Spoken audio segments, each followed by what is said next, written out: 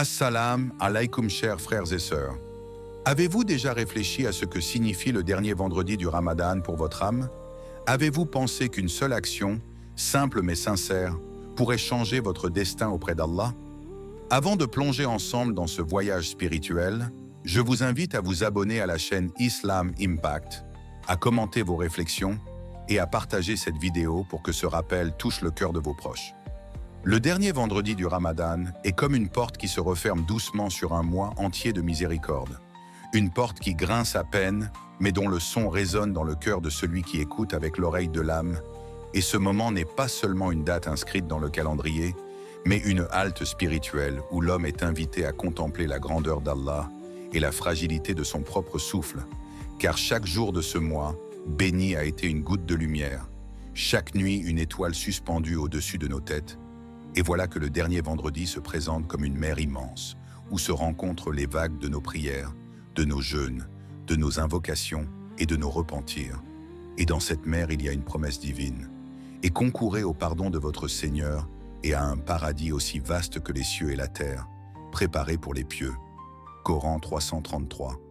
Une promesse qui n'est pas une simple phrase, mais une invitation à courir, à se hâter, à ne pas perdre une seconde.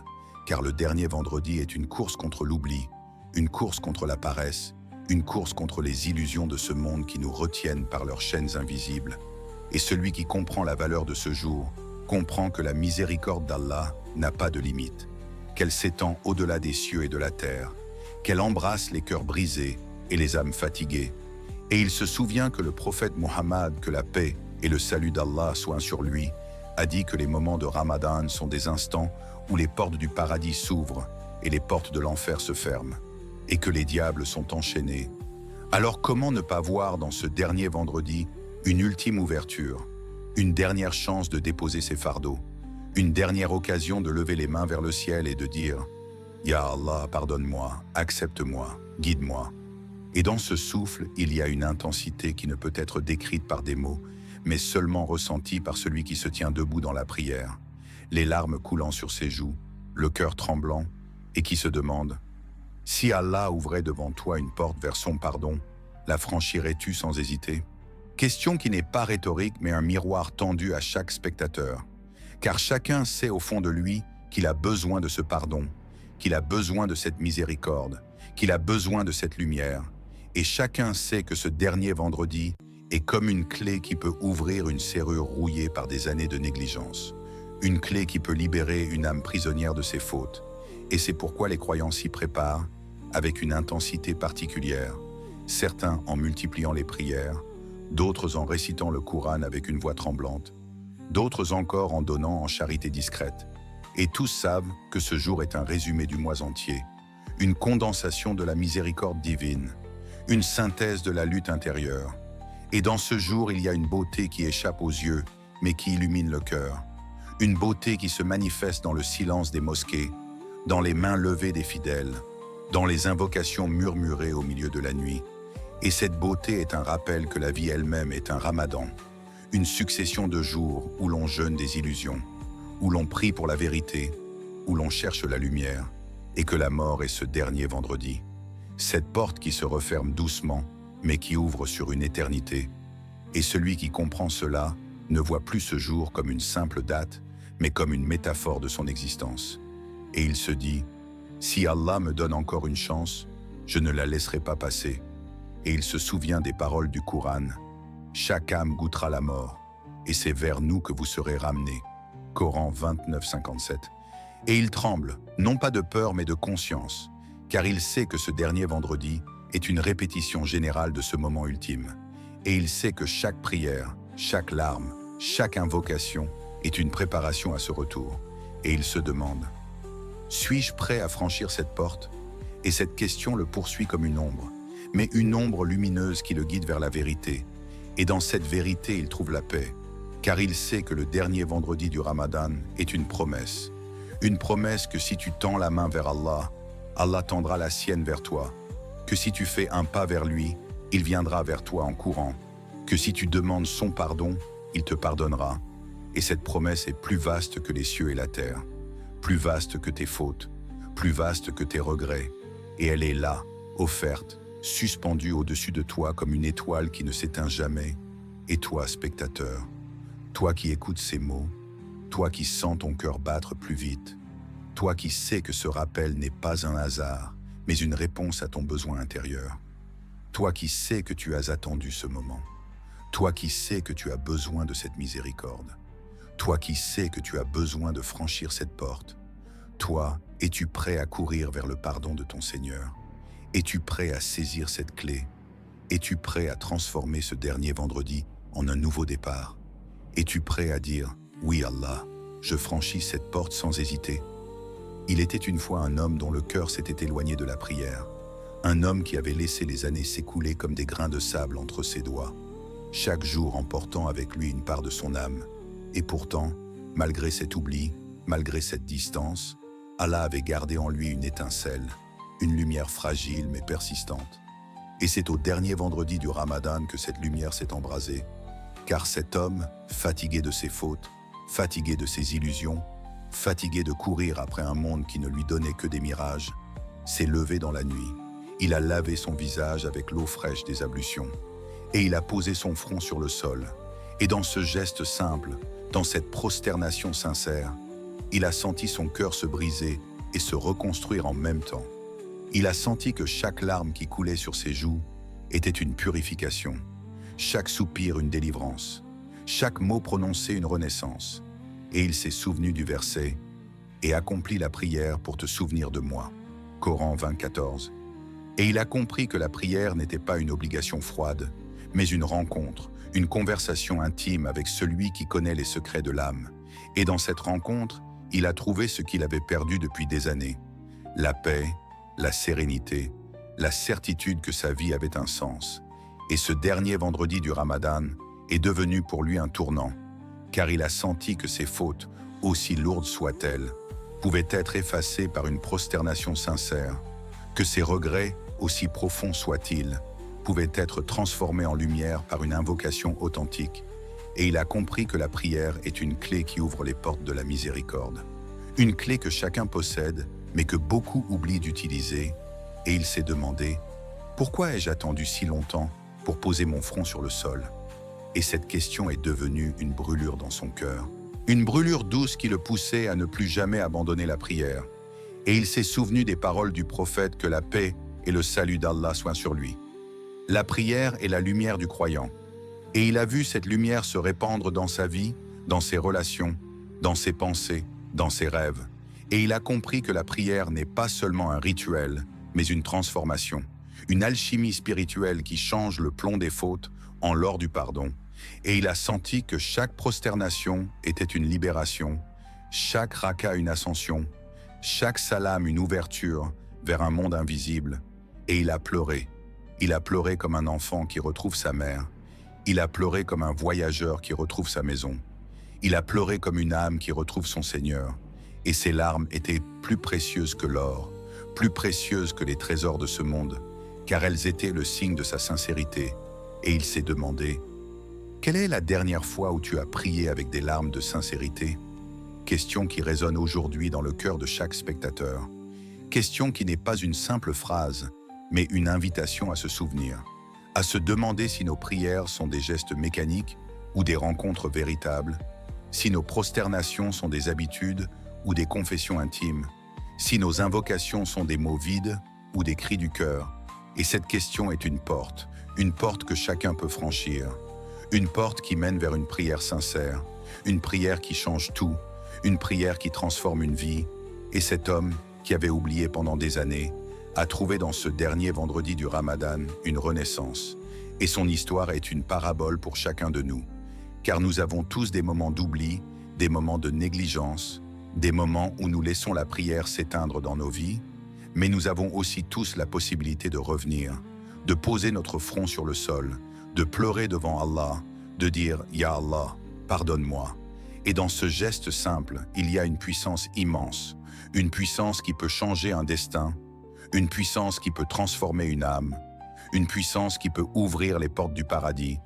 Et c'est pourquoi ce dernier vendredi du Ramadan est une opportunité unique, une opportunité de revenir, une opportunité de prier sincèrement, une opportunité de changer sa vie Et toi, spectateur, toi qui écoutes ces mots, toi qui sens ton cœur battre plus vite, toi qui sais que tu as besoin de cette prière, toi qui sais que tu as besoin de cette sincérité, toi qui sais que tu as besoin de ces larmes.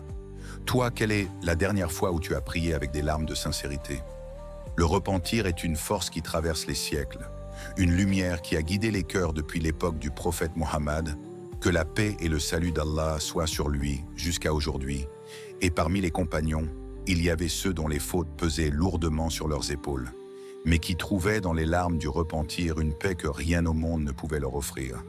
Comme ce compagnon qui, après avoir commis des erreurs qu'il croyait impardonnables, se tenait devant le prophète que la paix et le salut d'Allah soient sur lui, le visage couvert de larmes, incapable de parler, incapable de justifier ses actes, mais dont le silence était plus éloquent que 1000 discours, et le prophète que la paix et le salut d'Allah soient sur lui, voyant son état, lui rappela la parole d'Allah. « Ô mes serviteurs qui avez commis des excès contre vous-mêmes, ne désespérez pas de la miséricorde d'Allah. » Coran 39, 53. Et ce verset fut pour lui comme une eau fraîche versée sur un cœur brûlant, une promesse que même les fautes les plus lourdes pouvaient être effacées par un repentir sincère. Et il pleura jusqu'à ce que ses larmes deviennent un fleuve qui emportait ses péchés.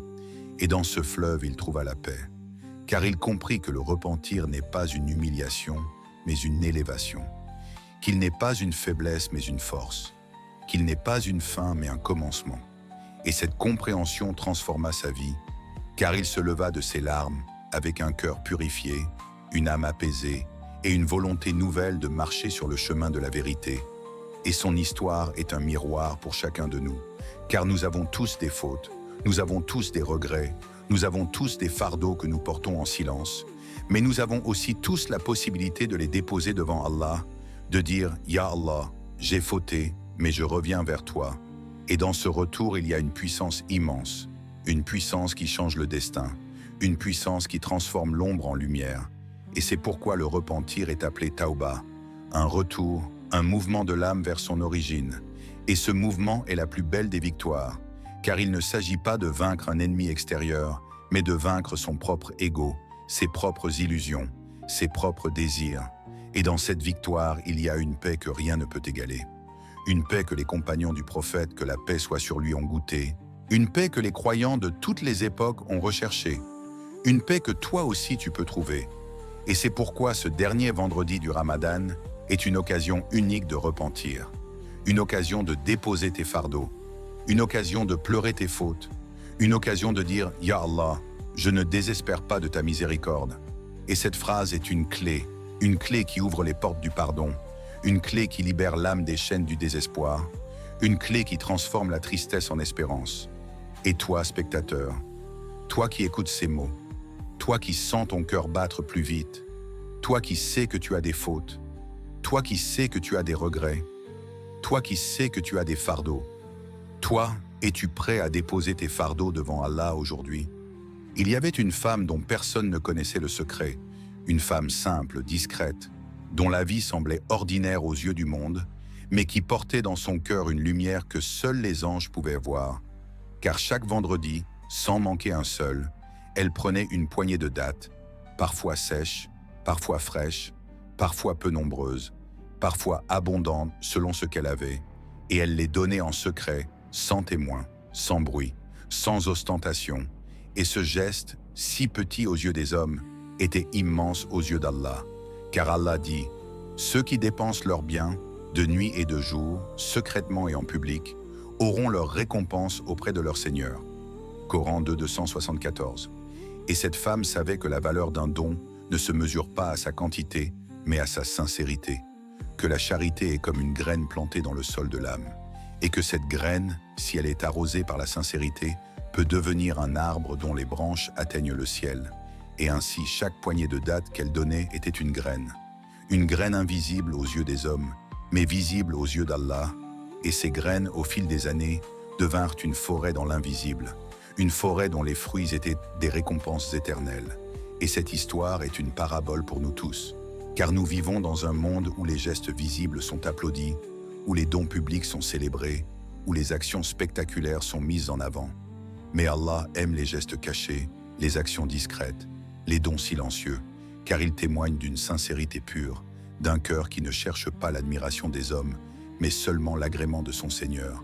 Et cette femme, en donnant ses dates chaque vendredi, construisait en secret un palais dans l'au-delà, un palais dont les pierres étaient ses gestes cachés, un palais dont les murs étaient ses invocations silencieuses, un palais dont la lumière était sa sincérité.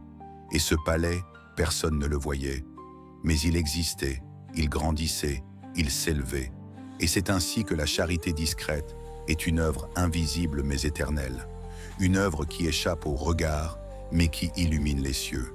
Et toi, spectateur, toi qui écoutes ces mots, toi qui sais que ton cœur aspire à la sincérité, toi qui sais que tu as parfois donné pour être vu, toi qui sais que tu as parfois cherché l'admiration des hommes, toi, quelle est la dernière fois où tu as donné sans que personne ne le sache? Quelle est la dernière fois où tu as planté une graine invisible? Quelle est la dernière fois où tu as construit un palais secret dans l'au-delà? Quelle est la dernière fois où tu as offert une poignée de dattes, un sourire, une aide, une parole, une prière, sans témoin, sans bruit, sans attente? Et si tu ne te souviens pas, alors ce dernier vendredi du Ramadan est ton occasion, ton moment, ta chance de donner en secret, de déposer une graine invisible, de construire un palais éternel, car la charité discrète est une clé qui ouvre les portes du paradis, une clé qui libère l'âme des chaînes de l'orgueil, une clé qui transforme un geste simple en une récompense immense. Et cette clé est entre tes mains, elle est là, elle t'attend, elle n'a besoin que de ta sincérité. Et toi, es-tu prêt à l'utiliser? Es-tu prêt à donner sans que personne ne le sache? Es-tu prêt à construire ton palais invisible? Es-tu prêt à être comme cette femme qui donnait chaque vendredi une poignée de dattes et dont l'action fut élevée auprès d'Allah? Le dernier vendredi du Ramadan est une invitation silencieuse à se reconnecter au livre d'Allah. Une invitation qui ne se fait pas par des mots criés, mais par une présence subtile, comme si chaque page du Coran s'illuminait davantage en ce jour, comme si chaque verset devenait une corde tendue entre le ciel et la terre. Et celui qui ouvre le Coran, en ce moment, n'ouvre pas simplement un livre, mais une porte vers l'infini.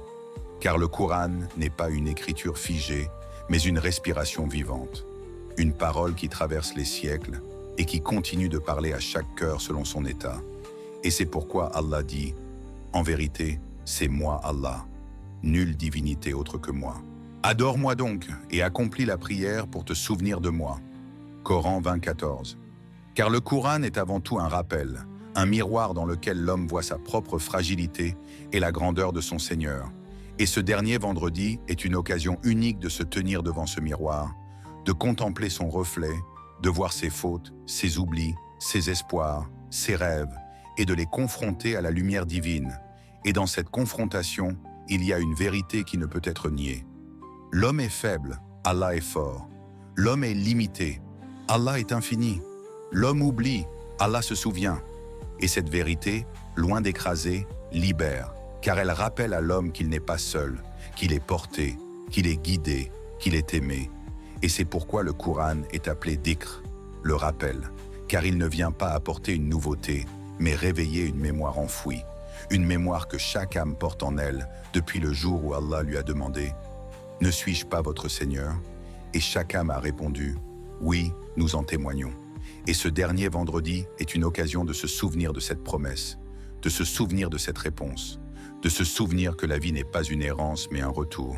Et ce retour se fait par le Coran, par la lecture, par la méditation, par l'écoute.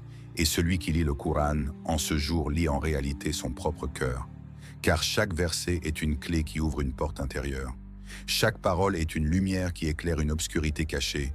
Chaque récit est un miroir qui reflète une part de notre histoire.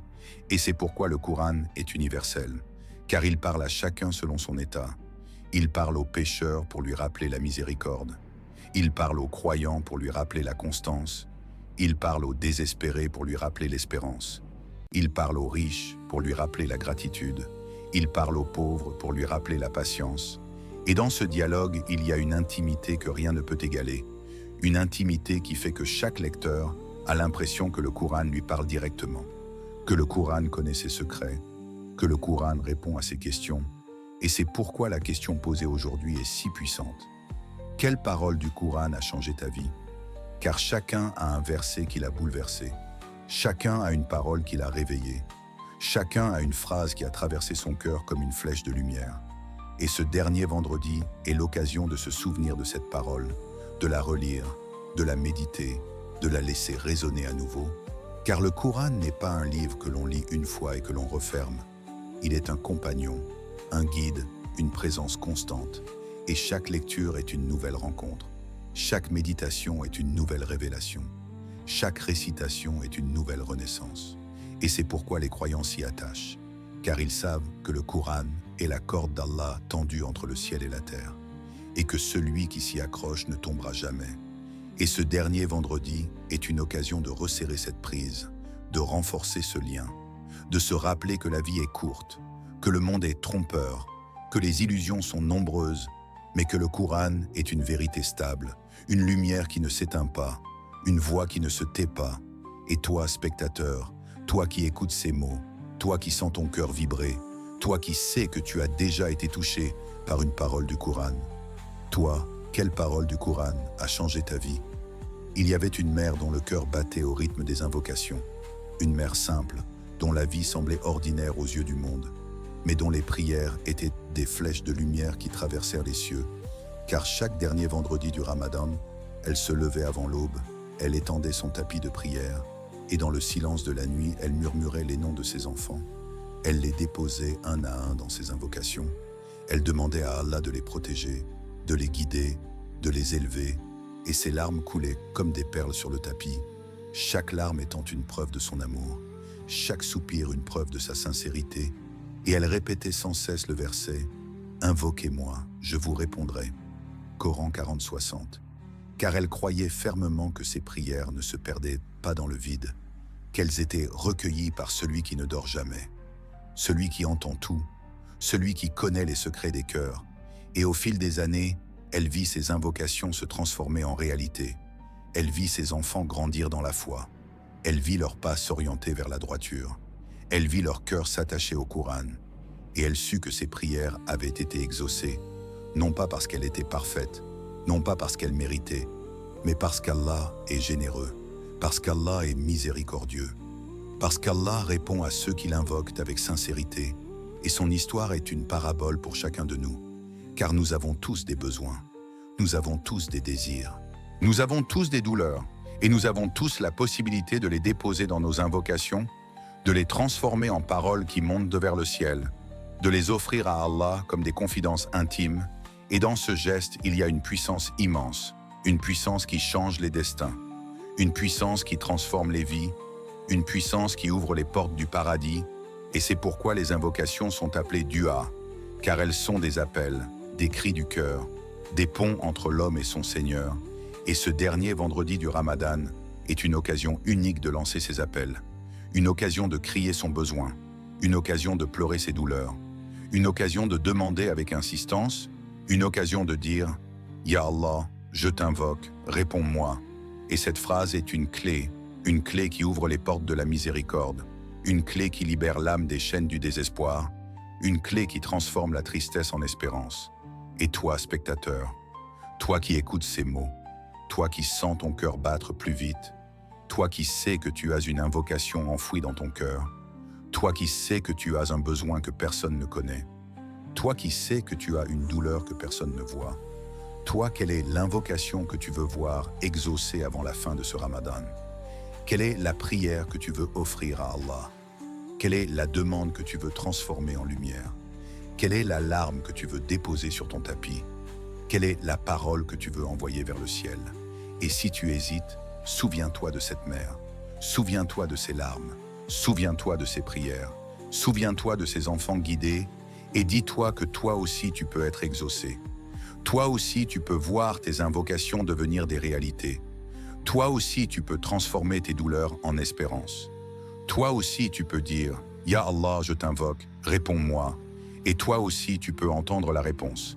Car Allah a promis « Invoquez-moi, je vous répondrai ». Et sa promesse est vérité, sa promesse est lumière, sa promesse est éternelle. Le dernier vendredi du Ramadan est un rappel silencieux, presque imperceptible, que chaque instant peut être le dernier, Et cette vérité, bien que souvent repoussée au fond de nos pensées, se dresse devant nous comme une montagne que l'on ne peut ignorer. Car Allah dit « Chaque âme goûtera la mort, et c'est vers nous que vous serez ramenés. » Coran 29, 57. Et ce verset n'est pas une menace, mais une certitude qui traverse les siècles et qui s'impose à chaque être humain, qu'il soit riche ou pauvre, croyant ou insouciant, jeune ou vieux. Et ce dernier vendredi est comme un miroir qui nous renvoie cette vérité, un miroir qui nous oblige à nous demander « Et si ce vendredi était le dernier ?» Car la mort n'avertit pas, elle ne frappe pas à la porte pour demander la permission. Elle ne choisit pas un moment convenable, elle vient quand Allah l'a décrété. Et dans cette soudaineté, il y a une leçon immense, une leçon qui nous rappelle que la vie n'est qu'un souffle, qu'un battement de cœur, qu'une succession d'instants fragiles, et que chacun de ces instants peut être le dernier. Et c'est pourquoi le croyant vit avec une conscience aiguë du temps. Il sait que chaque prière peut être sa dernière, chaque sourire peut être son dernier, chaque parole peut être son dernier témoignage. Et cette conscience ne l'écrase pas mais l'élève, car elle lui donne une intensité, une urgence, une sincérité que l'insouciant ne connaît pas. Et c'est pourquoi le dernier vendredi du Ramadan est une occasion unique de se poser cette question. Si ce vendredi était ton dernier, que laisserais-tu derrière toi? Question qui n'est pas une simple curiosité, mais une interpellation existentielle. Car chacun de nous laisse une trace, chacun de nous construit un héritage, chacun de nous dépose des empreintes dans le monde, et ces empreintes peuvent être des prières, des invocations, des sourires, des gestes de charité, ou bien des fautes, des négligences, des illusions. Et c'est à nous de choisir ce que nous voulons laisser. Et cette conscience transforme la vie, car elle nous pousse à vivre chaque instant comme une offrande, chaque parole comme un témoignage, chaque action comme une préparation. Et elle nous rappelle que la mort n'est pas une fin, mais un retour vers Allah, un retour vers celui qui nous a créés, un retour vers celui qui nous connaît mieux que nous-mêmes. Et ce retour peut être une rencontre lumineuse ou une confrontation douloureuse, selon ce que nous avons laissé derrière nous. Et c'est pourquoi le croyant vit avec une vigilance constante. Il sait que chaque instant est une graine qu'il plante, et que cette graine donnera un fruit dans l'au-delà, et il choisit ces graines avec soin. Il choisit de planter des prières, des invocations, des gestes de charité, des paroles de vérité, et il évite de planter des fautes, des injustices, des illusions. Car il sait que chaque instant compte, chaque instant est enregistré, chaque instant est une page dans le livre de sa vie, et ce dernier vendredi est une page particulière, une page qui peut être la dernière, une page qui peut être décisive, une page qui peut changer le destin. Et toi, spectateur, toi qui écoutes ces mots, toi qui sens ton cœur battre plus vite, toi qui sais que la mort est une certitude, toi qui sais que chaque instant peut être le dernier, toi si ce vendredi était ton dernier, que laisserais-tu derrière toi? Laisserais-tu des prières sincères ou des négligences? Laisserais-tu des invocations ou des illusions? Laisserais-tu des sourires ou des regrets? Laisserais-tu une lumière ou une obscurité? Et cette question n'est pas une simple réflexion, mais une urgence qui te pousse à agir maintenant, à prier maintenant, à invoquer maintenant, à donner maintenant, à aimer maintenant. Car tu ne sais pas si tu auras un autre vendredi. Tu ne sais pas si tu auras un autre Ramadan. Tu ne sais pas si tu auras un autre souffle. Et c'est pourquoi ce dernier vendredi est une occasion unique de vivre avec intensité, de vivre avec sincérité, de vivre avec conscience. Car chaque instant peut être le dernier, et chaque instant peut être une offrande, et chaque instant peut être une clé qui ouvre les portes du paradis. Et toi, es-tu prêt à vivre ce vendredi comme si c'était le dernier? Es-tu prêt à déposer tes fardeaux? Es-tu prêt à offrir tes prières? Es-tu prêt à laisser derrière toi une trace lumineuse? Es-tu prêt à répondre à l'appel d'Allah qui dit « Chaque âme goûtera la mort, et c'est vers nous que vous serez ramenés ». Chers frères et sœurs, le dernier vendredi du Ramadan n'est pas seulement une date, c'est une opportunité divine. Une action simple, une prière sincère, une charité discrète peuvent changer ton destin auprès d'Allah. Alors, abonnez-vous à la chaîne Islam Impact, laissez vos commentaires pour partager vos réflexions et diffusez cette vidéo afin que ce rappel touche le cœur de vos proches. Qu'Allah accepte nos prières, nos jeûnes et nos invocations. Amen.